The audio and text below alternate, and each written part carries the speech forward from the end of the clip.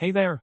Let's talk about a common problem that many website users face when trying to hide a specific form element on a web page. The issue arises when the element keeps reappearing on different pages, despite attempts to hide it using CSS selectors. It can be quite frustrating when you think you've solved the problem, only to see it crop up again elsewhere.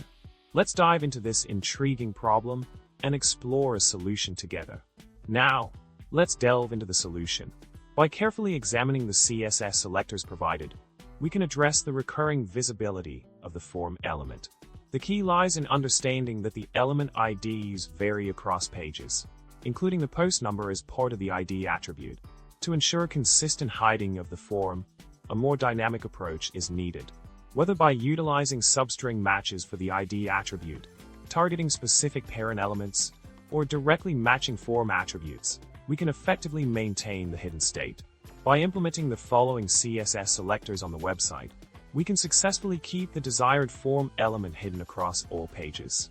In summary, to overcome the pesky issue of a form element reappearing on different pages, we've learned about the importance of refining CSS selectors to account for varying element IDs. By adopting a more versatile approach, such as using substring matches or targeting specific parent elements, we can ensure the form remains hidden consistently. I hope this explanation has shed light on how to tackle similar challenges in web development. Remember to like, subscribe, and share your thoughts below. Stay curious and keep exploring new solutions.